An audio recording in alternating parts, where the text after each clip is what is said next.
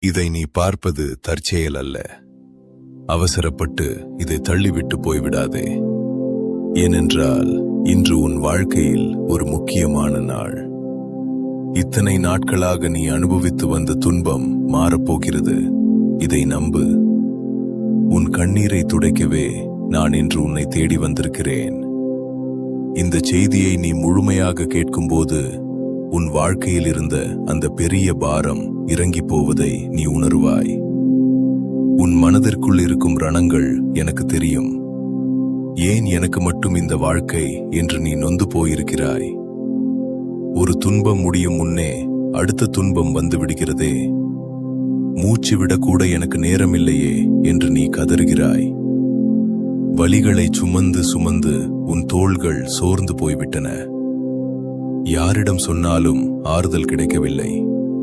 மாறாக ஏளனம்